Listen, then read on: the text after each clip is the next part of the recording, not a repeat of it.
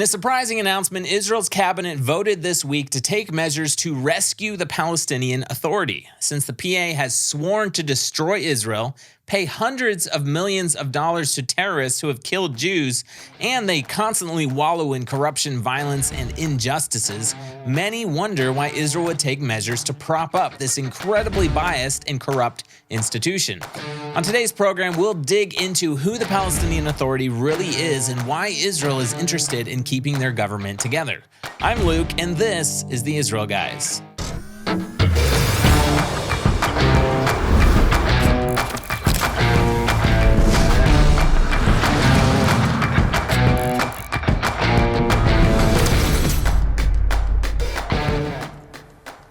I think that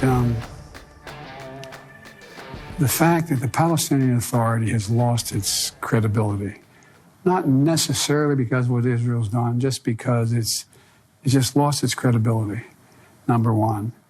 And number two, created a vacuum for extremism among the Palestinians. That is a clip from an interview that U.S. President Joe Biden gave to CNN this week, and where he's apparently realizing something that Israel and many others have known for more than a decade. The Palestinian Authority, the interim governing authority for the Palestinian Arab people, is corrupt, incapable, weak, run by terrorists, and unable to take care of their own people. Hello and welcome to the Israel Guys, where we believe that in a world of Jew hatred and anti-Israel propaganda, you should have a direct connection to the land and people of Israel. The following may sound like an oxymoron. The Israeli cabinet voted this Sunday to take action to prevent the collapse of the Palestinian Authority, the ruling government in the Arab parts of the territory that the world calls the West Bank. Since Israel must constantly take steps to stop extremism, violence, and terrorism amongst Arab towns in Judea and Samaria, one would think that the collapse of the governing Arab authority in Israel's biblical heartland would be a good thing. Israel's reasons, however, for propping up the Palestinian Authority are not quite what you think.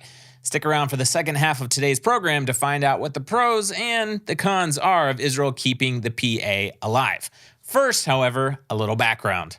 The Palestinian Authority was created in the wake of the 1993 Oslo Accords and was intended to be an interim government for the non-Israeli citizen Arabs who resided in the territory of East Jerusalem, Judea, and Samaria. While semi-functioning as the ruling authority for the Arabs in this region, the PA has long been home to corruption, government-sponsored terrorism, and persecution of minorities and religious freedoms. Its first chairman was Yasser Arafat and then was taken over by Mahmoud Abbas, also known as Abu Mazen, who was elected as chairman of the PA in 2005. Although his term officially ended in 2009, Abbas decided to just retain his position and has since then been 14 years in office past his official term, whilst continually refusing to hold public elections or resign from office. At this point, he's basically a dictator. At 87 years of age, many wonder how much longer he can stay in office, and more importantly, who will take his place when he either resigns or passes away. For years, the PA has refused to negotiate with Israel, even after Israeli Prime Minister Ehud Olmert offered to cede 94% of Judea and Samaria's landmass to the Arabs and a large part of Jerusalem. The PA bases its refusal to constantly not negotiate with Israel off of their determination to not even recognize Israel as a Jewish nation, and their dream to not only create a Palestinian state inside the pre-1967 borders, but in the entirety of the land of Israel, stating publicly that they wish to see Israel pushed into the sea. Thus their chant, "From the river to the sea, Palestine will be free." For years, the PA has made their pay-to-slay policy the top priority in their government, even cutting salaries to government workers instead of stopping the salaries that they give to terrorists who are in Israeli prisons. This has happened on several occasions when they have had issues with their budget. According to the Israeli government, the Palestinian Authority currently spends $170 million every year in payments to terrorists, although some estimates place the number as high as $280 million. The Palestinian Authority is also harsh in its criticism and treatment of non-Muslims and critics, so much so that Christians have fled the Palestinian Authority en masse. For example, Bethlehem's population was more than 90% Christian 3 decades ago, and today it's less than 10%. Christians have sought asylum in other countries, and those who choose to stay have to keep their identity a secret or just live in constant fear of beatings, imprisonment, possibly even worse. I know this because I've personally met these Palestinian Arab Christians. Israel collects nearly 70% of the PA's revenue for them and provides much of their water and electricity. Without Israel, the PA would quickly collapse and revert back to pre-1967 times, when Jordan ruled the area. If you speak to locals who lived here during the 50s and 60s, they will tell of Jordan's occupation when there were hardly any schools, hospitals, electricity, or hardly any infrastructure at all. It was more or less a third world existence until Israel came into the region. More on that another time. With the incredible corruption of the Palestinian Authority and their refusal to even recognize Israel as a Jewish nation, and their incitement and involvement in committing acts of terror against the Jewish people, the big question is, why would Israel want to continue propping them up, ensuring that the Palestinian Authority won't collapse? We'll talk more about that in just a minute. Have you ever wondered what life is like for children living in Israel's biblical heartland? While kids in most American towns are playing hide and seek with their friends, thousands of children in Judea and Samaria, the so-called West Bank, are suffering every day from the trauma of Islamic terror. These children have had the innocence of childhood ripped away from them by cruel terrorists. They're struggling with severe anxiety, paranoia, clinical depression, panic attacks, PTSD, and more. The most simple day-to-day routines often turn into living nightmares in which the threat of terrorism and the actual terror attacks are ever present. After David Rubin and his young son were wounded in a terror attack, David realized that his son was only one of thousands of children in Israel who were suffering physically and psychologically from terror attacks and desperately needed a way to heal. And so he founded the Shiloh Israel Children's Fund to provide victimized children with the life-saving therapies they urgently need to heal from their trauma. Traumatized children are different from adults. They can't sit in a room with a therapist and just talk it out. Shiloh Israel Children's Fund provides unique programs to help kids work through their trauma in ways that work for them. Things like art therapy, drama therapy, animal therapy, and so much more. Every child responds to trauma differently, so they tailor these life-saving therapies to each and every child's individual needs. The success that Shiloh Israel Children's Fund has had with these children is incredible and inspiring. They've helped thousands of Israeli kids to contend with the trauma, to find healing, eventually moving forward to live happy, healthy, productive lives. But treatment like this isn't cheap, and thousands of Israeli families can't afford the life-saving treatments their children need to heal. But we can help to improve the situation. There are less than 75 days left to the Jewish New Year. In honor of Israel's 75th birthday, we are determined to save 75 children by Rosh Hashanah, the Jewish New Year. Together, let's celebrate this special time of year by saving 75 children to give them the happy and healthy future they so deserve. Click the link in the description below to see what it takes to save the life of a terror-stricken child in Israel's biblical heartland today. You won't believe how easy it is to give these children a brighter future. Okay, guys, don't forget to hit subscribe here on YouTube, hit that notification bell, and let me know down in the comments if you guys have watched up to this point, or if you always watch our shows all the way to the end. We'll call you our faithful subscribers. If you haven't found out yet, we have a breaking news WhatsApp group. You're welcome to join. It's absolutely free. We'll have the link to join the WhatsApp group down in the description below. And I also want to remind you, if you're thinking of coming to Israel in the near future, make sure to check out our Heartland Experience trip, the only tour to Israel that focuses exclusively on Jerusalem, Judea, and Samaria, or our tree planting volunteer program. We have both of those trips coming up this fall. But if you're a pre-planner, if you want to plan a trip, plan well in advance for a trip to Israel, we have all of our 2024 dates up on our website. You can check them out now at serveisrael.com/volunteer. We'll put that link down in the description below. So, you already heard Israel's cabinet voted to take measures to basically rescue the Palestinian Authority. They voted 8 in favor and 1 against and 1 abstained. I'll talk about the 2 that didn't vote in favor of the move in just a second. But the cabinet's official statement about rescuing the PA was this, quote, "In the absence of a change in the national assessment, Israel will act to prevent the collapse of the Palestinian Authority, while demanding that it cease its anti-Israel activity in the international legal diplomatic arena, the incitement in its media and education system, the payments to the families of terrorists and murderers, and the illegal construction in Area C."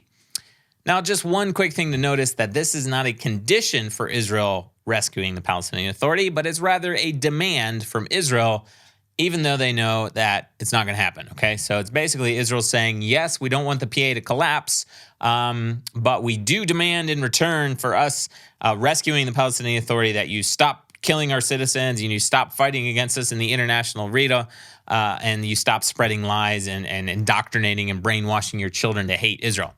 They obviously know it's not going to happen. So now about the two people who did not vote in favor. Obviously, Itamar Ben-Gvir, Israel's security minister, and Bezalel Smotrich, the current finance minister. One of them voted against. One of them abstained from the decision. Itamar Ben-Gvir said in response that the vote was, quote, "delusional," and a, quote, "shameful decision to grant concessions and benefits to the Palestinian Authority." He went on to say, "There's no greater absurdity than the fact that a body that encourages terrorism, pays salaries to terrorists and their families, encourages in the education system incitement in favor of the murder of Jews, takes over territories in Judea and Samaria, will win a basket of rewards from the Israeli government in the midst of a wave of terrorism." So he's obviously saying we can't negotiate with terrorists. You obviously know that Israel has a very right-wing government right now, so there must be some specific reason why they don't want the PA to collapse. I'm going to talk about that at the very end of the show, which is coming up in just a minute, so hang on, hang tight. So U.S. President Joe Biden gave an interview to CNN this week. Obviously, he said something very negative about Israel, but there was something surprising in that interview that he said that I want to tell you about, having to do with the PA, because it was actually a little bit positive toward Israel. He said in the interview to CNN, quote, he said that the PA has, quote, "lost its credibility, not necessarily because of what Israel's done, just because it's just lost its credibility. Number one, and number two, created a vacuum for extremism." He went on to say, quote, "It's not all Israel now in the West Bank, all Israel's problem, but they are a part of the problem." More or less, President Biden was admitting that the Palestinian Authority has failed and has, he said, created a vacuum for extremism, and basically that they've lost all their credibility. And then he made sure to say at the end that it was also partly Israel's fault for what's happening in Judea and Samaria. But just to make sure that the world wasn't wondering whether Joe Biden suddenly gotten more pro-Israel, he went on to say in the interview, quote, "This cabinet," referring to Israel's cabinet, "has some of the most extreme members of cabinets that I have seen, and I go all the way back to Golda Meir." Now, obviously just aging himself there, but probably talking about people like Itamar Ben-Gvir, maybe possibly Bezalel Smotrich, who some people consider extremists. We like to consider them more like conservative Israeli politicians that believe the Jewish people should live in the land of Israel. We'll just leave it at that. We might have to do a full show on these people and why they're not the radical extremists in the way that many people think they are. But in response, because Itamar Ben-Gvir obviously knew that President Joe Biden was talking about him, he said, quote, "The president must internalize that we are not just another star on the American flag." Ouch. "In what way am I extremist? In that I believe Israeli citizens should defend themselves, and that I distribute weapons to Israelis to defend themselves, and that I give backing to our soldiers and policemen? I invite President Biden for a tour of Jerusalem and Hebron in order to see that our extremism stems from our incredible love of the state of Israel." Now, back to the Palestinian Authority, which, by the way, they publicly rejected Israel's stipulation, they publicly rejected Israel's vote to actually help prop them up, which I don't think they actually have a say in it. And when it comes down to it, they're not going to reject Israel collecting their revenue for them, providing them with water, electricity, etc. But in regards to Israel's demands, they went ahead and made a public statement that they will not stop paying terrorists, they'll not stop building illegally on Israeli state land, and they won't stop its anti-Israel incitement and work in the media, education, schools, and the international arena. The Palestinian Authority went ahead and met this week and just said, nope, we reject all of Israel's demands. Basically, we don't recognize Israel at all. And the prime minister of the PA, who is actually, ironically, not really the head because Mahmoud Abbas is the chairman, he's actually in charge, but they have like a figurehead prime minister, Mohammed Shtaya. I'm not sure how you pronounce his name. He came out with a statement and he said, quote, Israel's condition that we stop our actions in the international arena and in return our funds will be returned to us will not happen. Regarding cessation of funds for the martyrs and prisoners, that will not happen either. In other words, we're going to keep paying the murderers. And the PA's foreign ministry said in a statement, quote, the statements about preventing the collapse of the PA are a continuation of the steps taken by the occupation government to weaken us.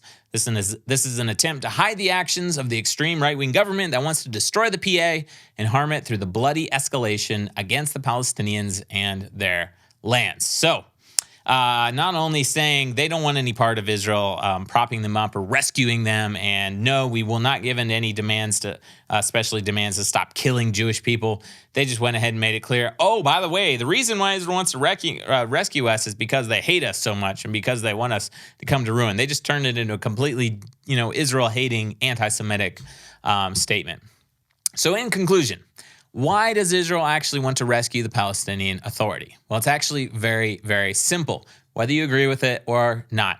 When Israel gave up the Gaza Strip to the Arabs in 2005, Fatah, who controls the Palestinian Authority today, they were quickly ousted from power, and Gaza was taken over by the more radical terrorist organization Hamas. Since then, tens of thousands of rockets have been shot at Israel. There's been multiple wars with Gaza, and Gaza is far worse than the Arab towns in Judea and Samaria for the Palestinian Arabs themselves. Now, ironically, as bad as Fatah is, who controls the Palestinian Authority, and yes, they are also a terrorist organization, Israel knows that Hamas is way worse, and they are afraid that if the Palestinian Authority falls apart, it'll be taken over by Hamas, or maybe even worse, because we also know that there's the reports that ISIS operates in Judea and Samaria, that Iranian agents operate in Judea and Samaria. There's also Palestinian Islamic Jihad. Basically, Israel considers the Palestinian Authority controlled by Fatah as the lesser of two evils. Now, the big question is, and I believe this is the question that Bezalel Smotrich and Itamar Ben-Gvir are also asking, wouldn't Israel's sovereignty and the entire land of Israel be a far better option for Palestinian Arabs and Israeli Jews? Now, I would like to know what you think the answer to that question should be down in the comments below. Guys, don't forget to check out the Shiloh Israel Children's Fund and support the children of terrorist attacks and the victims of terrorists here in the land of Israel. Check out the link down in the description below. As always, tune out the fake news and tune into what is actually happening here in the land of Israel. We're here every Monday through Friday with your direct connection to the land and people of Israel.